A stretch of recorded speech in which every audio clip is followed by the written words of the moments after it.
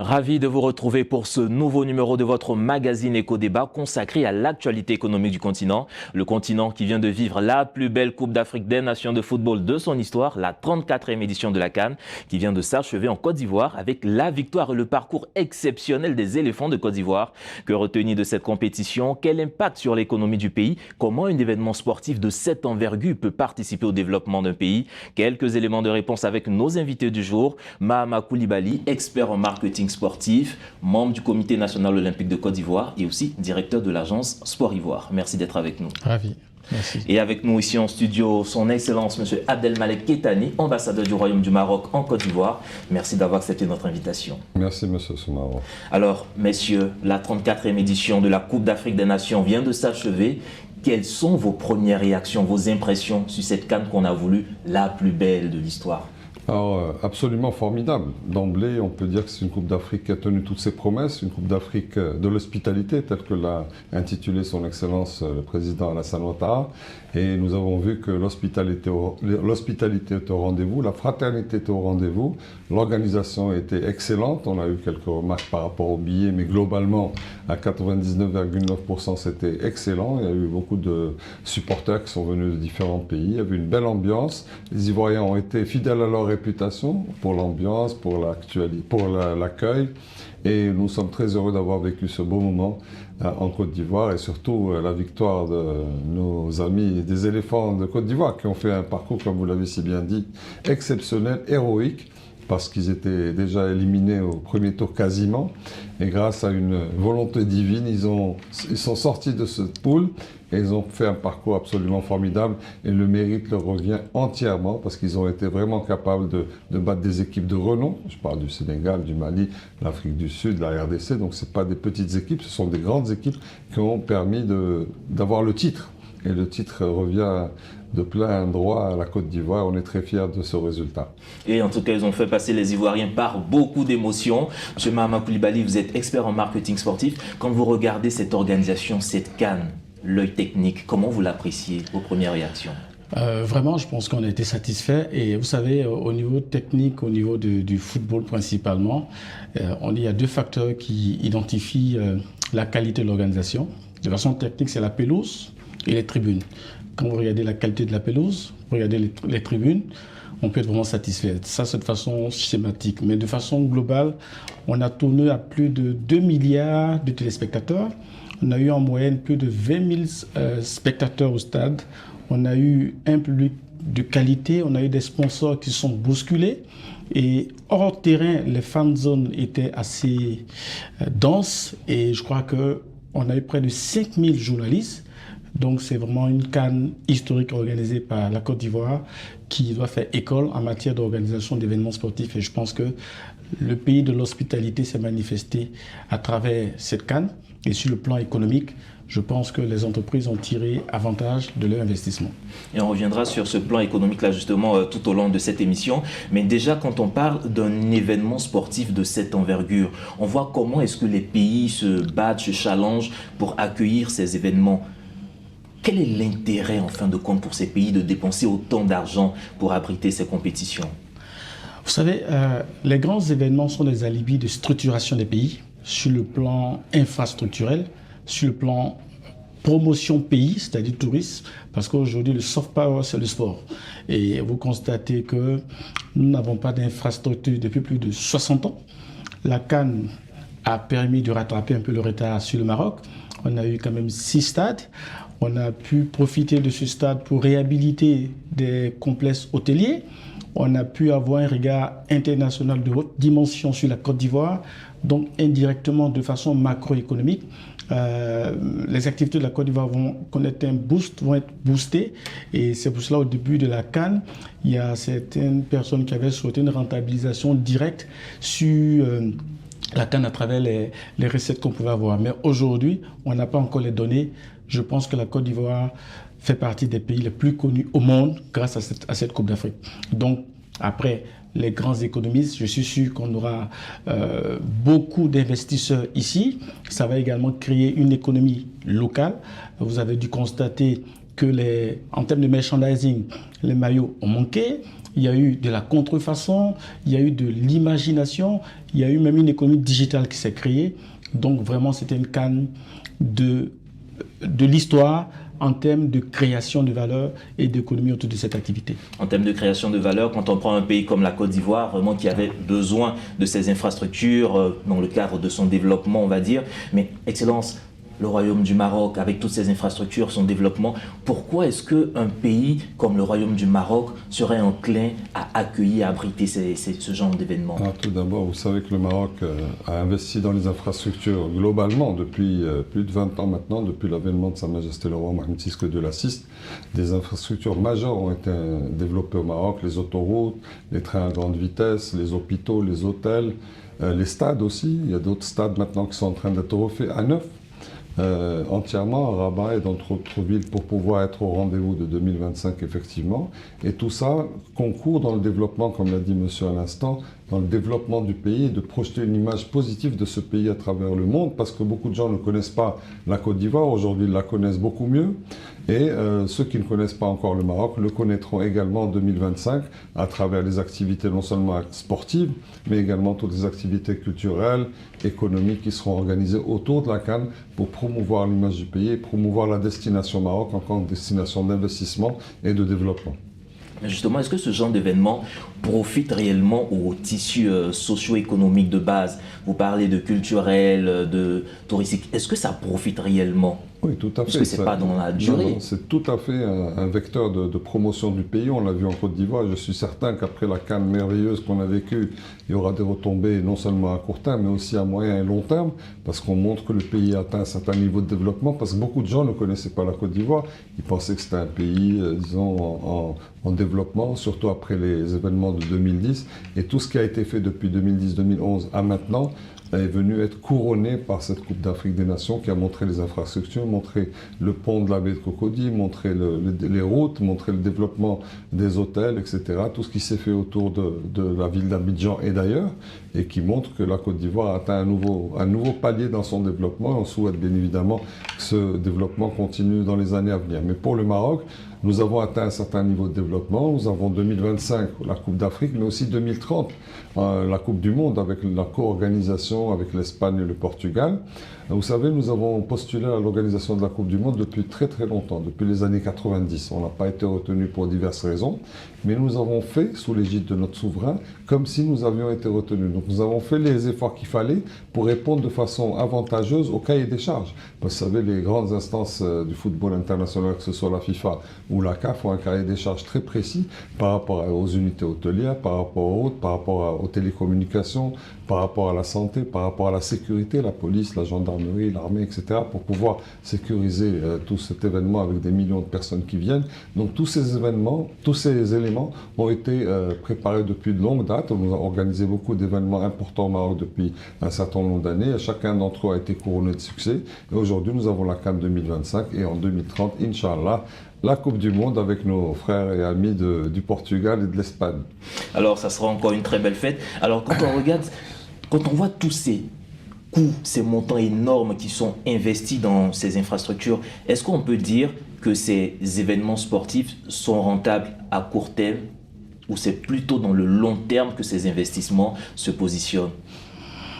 Écoutez, il y a d'abord la rentabilité à moyen et long terme. Il y a ce que j'appelle la rentabilité immatérielle. Parce qu'un investissement d'une infrastructure, vous savez très bien, une durée de vie d'une infrastructure, c'est plus de 50 ans. On a vu des pays qui ont des stades de plus de 50 ans qui tiennent encore la route, mais ça a permis de structurer des environnements. Parce que c'est un véhicule.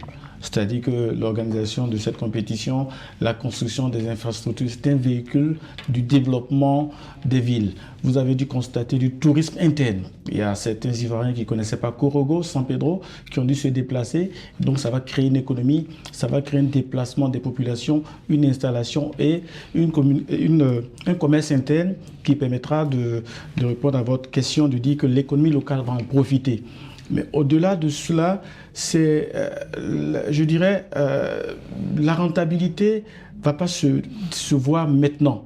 Mais le fait de voir un pays qui a ce niveau d'investissement avec la mondialisation, vous constaterez que la Côte d'Ivoire va prendre un bond en termes de capacité de mobilisation des ressources financières pour son développement, je vais dire structurel, et son développement économique et social.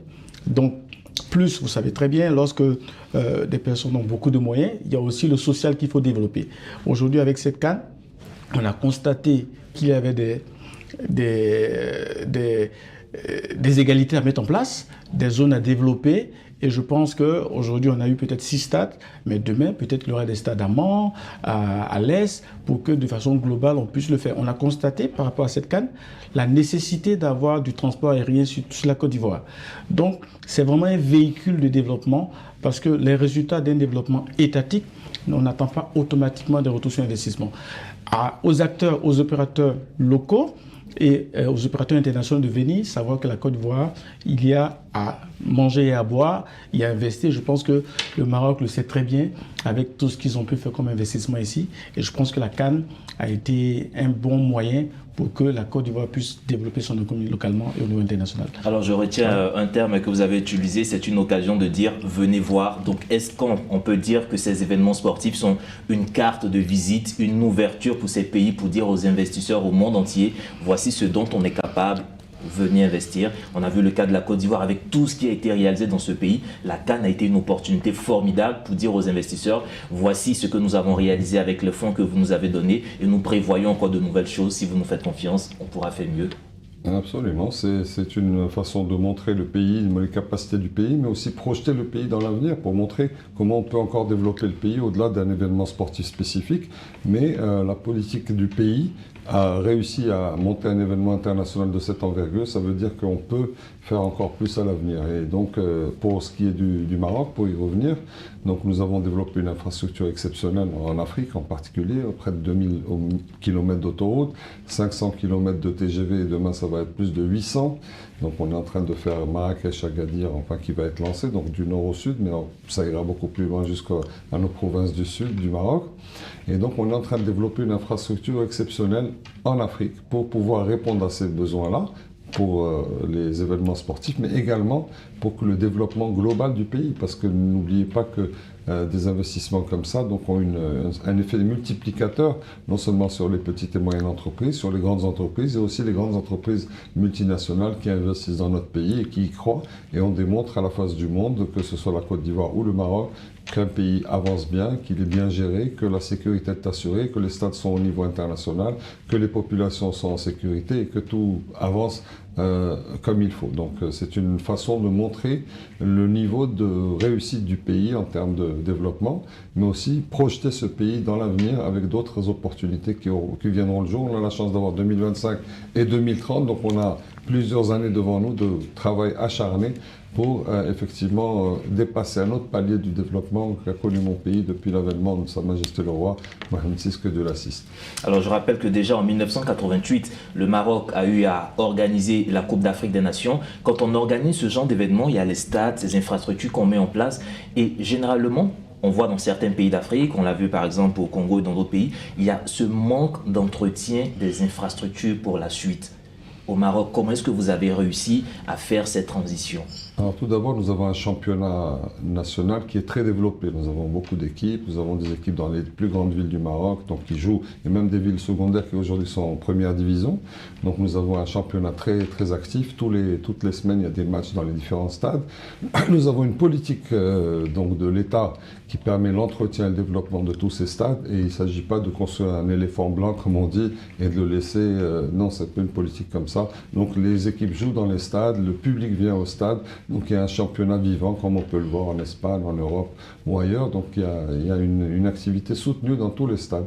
Et les stades qui ne sont plus aux normes, aujourd'hui, vont être refaits à neuf pour le 2025. Donc je parle en particulier du stade de Rabat qui a été rasé intégralement, qui va être reconstruit et qui sera prêt pour 2025. Alors, chez Mahama Koulibaly, en Côte d'Ivoire, 6 nouveaux stades, on va le dire, 5 nouveaux stades. Ouais. On a le fameux stade olympique d'Ebempe. Est-ce que vous pensez qu'en termes d'entretien des infrastructures, on pourra tenir dans le temps? Oui, on est obligé parce qu'il ne faut pas laisser mourir ces infrastructures. Il faut innover, il faut avoir de l'imagination, des propositions assez concrètes. Je pense que la politique d'héritage a bien commencé avant. L'État et le COCAN et la primature sont en train d'y travailler. Mais il y a des pistes de solutions. Déjà, ce que moi je propose, déjà, il faut que l'État fasse un plan sur 3 ans de provision et de prévision pour pouvoir entretenir les stades, parce qu'il ne faut pas se mettre à se poser des questions maintenant, parce que c'est maintenant qu'on est en train d'acquérir un savoir-faire en gestion d'infrastructures. Ça, c'est la première proposition qu'il fait. La seconde proposition, il faut pouvoir créer, à mon humble avis, des champions locaux qui vont être capables de ces différentes zones-là d'être des vrais je veux dire leader, chef de ces clubs. Parce qu'un club qui attendrait que la subvention de la fédération n'aura pas la capacité de pouvoir gérer un stade. Et donc, je suis assez franc là-dessus. Donc, il faut pousser à ce qu'il y ait des économies locales et qu'on puisse avoir une vraie économie du sport dans ces régions qui va amener à ce que ces stadiums soient utilisés. Il y a aussi la multifonctionnalité des stades. Donc c'est une expertise qu'il faut développer pour qu'on soit capable d'allier des activités sportives, culturelles, artistiques ou religieuses, mais de façon assez normée, pour que ces stades-là puissent être utilisés de façon permanente et de façon, je veux dire, efficace. N'oublions pas également le partage de savoir, parce que quand on a observé cette Coupe d'Afrique, on a vu une grande expertise de la CAF. Je pense qu'il ne faut pas chercher loin. Ceux qui savent faire le travail de façon efficace, il est nécessaire de se rapprocher de la CAF et de la FIFA pour que nos acteurs, parce qu'il y a eu quand même 20 000 bénévoles à peu près qui ont participé, pas mal d'expertises qui sont mises en place. Il faut renforcer le savoir-faire, la capacité à gérer ces stades-là. Et ensuite, il faut imaginer une gestion en PPP, partenariat public-privé, de ces infrastructures pour qu'on puisse passer à une gestion très efficiente de ces infrastructures pour sortir du laxisme qui finit par détériorer ces stadiums-là en termes de qualité d'expertise. Je pense qu'il y a le Maroc qui est là, qui a une longueur d'avance sur nous.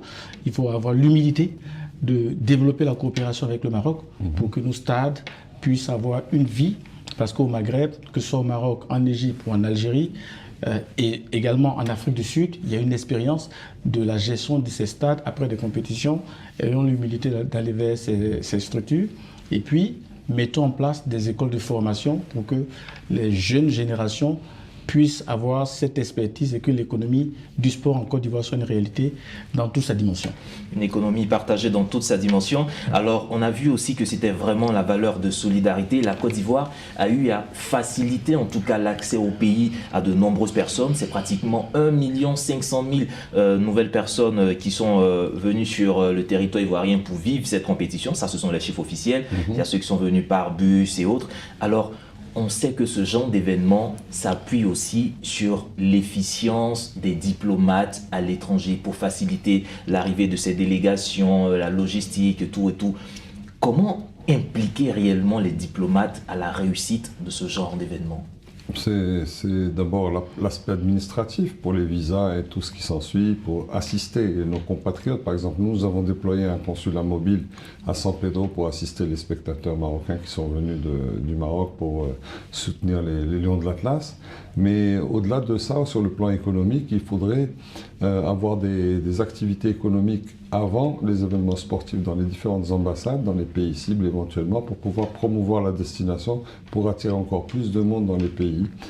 C'est une idée, c'est une suggestion que je fais ici, mais je pense que c'est très intéressant de promouvoir le pays avant l'événement, avec des tables rondes sur les différentes infrastructures, qu'est-ce qu'on peut attendre de la visite du pays, pour que les gens prennent conscience de l'importance de cet événement, au-delà de l'aspect sportif, parce qu'il y a non seulement l'aspect sportif, mais l'aspect touristique, l'aspect culturel, l'aspect gastronomique et autres. Donc il y a beaucoup de choses qui sont à voir au Maroc en particulier, comme en Côte d'Ivoire également, mais il s'agit de promouvoir en amont et peut-être faire un suivi en aval pour dire voilà comment ça s'est fait, faire un bilan de l'activité et que les diplomates puissent donc promouvoir l'image qui a été acquise après l'événement, avant l'événement et après l'événement. Donc je pense que c'est bien. Maintenant, par rapport au développement, des activités, on peut aussi les faire, comme on a vu notre ami ministre du Transport qui a organisé un événement sur l'investissement à Bouaké. Donc une bonne initiative qui a montré aux gens présents à Bouaké ou d'autres comment on peut faire la promotion de la ville, quelles sont les opportunités dans la ville de Bouaké. Je crois savoir qu'il y a eu d'autres événements similaires dans d'autres villes, mais c'est celui qui vient à l'esprit, mais c'est ça une bonne chose. Donc permettre aux gens de venir, non seulement regarder le football, mais aussi prendre conscience de l'environnement dans lequel ils sont et des opportunités qui peuvent s'y présenter. Alors monsieur, quand on parle comme ça de ces événements sportifs pour ces pays, en tout cas à vous entendre, on ne voit que le côté bénéfique. Est-ce que quelque part, il n'y a pas quelques inconvénients, un aspect négatif à organiser ce genre d'événement? Je veux parler côté environnemental, côté climatique, ou s'il y a des aspects qu'il y a à améliorer. Quand on regarde par exemple cette formidable Coupe d'Afrique qui vient de se tenir en Côte d'Ivoire. Je pense que peut-être qu'un événement sportif peut peut-être cacher des problèmes de ce type dans les pays. Et peut-être que c'est ce que des activistes peuvent dire que, écoutez, on organise un événement où là, il y a une grande pollution. Mais au contraire, ce sont des alibis pour pouvoir regarder ce genre de situation et les corriger. Je ne vois pas vraiment d'éléments négatifs. Peut-être, on peut peut-être avoir des problèmes économiques, c'est-à-dire un déficit tellement important, tellement inimaginable, et que faire un événement sportif peut être un peu inapproprié. C'est peut-être ça, mais dans tous les cas, il faut partir de quelque part pour pouvoir faire face aux problématiques que nous connaissons, parce qu'il y a cette anecdote qui montre que aux États-Unis, dans un environnement où tout le monde était agriculteur, celui qui a été capable de raser son terrain de champ de maïs pour construire son terrain de baseball a été celui qui a développé la ville, parce que tout le monde s'est déplacé pour venir prendre du plaisir dans l'environnement au lieu d'être en train de travailler avec beaucoup de stress. Donc c'est pour dire que le sport précède le développement et les grands événements également. Et allier en tout cas écologie, parce que beaucoup de touristes ont, dans un laps de temps sur un territoire, beaucoup de trafic, de transport. Tout événement humain, quel qu'il soit, même les COP, les différentes COP que nous voyons tous les ans, déplacent des milliers de personnes, des experts de par le monde. Tous ces gens-là viennent en avion, consomment dans les hôtels, dans les restaurants, etc. Il y a un événement. Quel que soit l'événement, il y a une empreinte carbone, on va dire. Maintenant, il s'agit de la minimiser à travers des mesures concrètes. Je pense que la Côte d'Ivoire a pris quelques mesures et je pense qu'au Maroc, on est en train d'y penser également sérieusement, sachant que d'ici 2030, plus de 50% de notre mix énergétique sera d'énergie renouvelable au Maroc. Donc nous avons pris les devants parmi les premiers pays d'Afrique, si ce n'est le premier pays d'Afrique, à ce niveau-là, pour que l'empreinte carbone de ces événements, la consommation électrique en particulier, soit réduite au minimum au niveau de l'empreinte carbone. Donc on avance, il y a aussi tous les déchets, etc. Donc il y a tout un travail qui est en train d'être fait. Mais comme je l'ai dit, dans toute manifestation humaine, il y a des déchets, il y a des retombées à ce niveau-là. Il s'agit de les optimiser avec les moyens technologiques modernes. Alors messieurs, on arrive pratiquement au terme de cette émission. Si je dois vous laisser la parole, une minute chacun. Vous, qu'est-ce que vous retenez de cette CAN 2023 et qu'est-ce qu'il faut améliorer pour l'avenir? Parce que là, ce n'est pas la fin, c'est le début. La Côte d'Ivoire vient de se positionner. Il y aura d'autres grands rendez-vous après. Moi, je pourrais dire déjà merci au chef de l'État. Je retiens une chose, j'ai eu la chance d'avoir été pionnier de la mise en place de ce projet et ça veut dire qu'il y a une capacité locale de planifier des projets et d'en faire une réalité. Donc ça, c'est un point positif qu'il faut.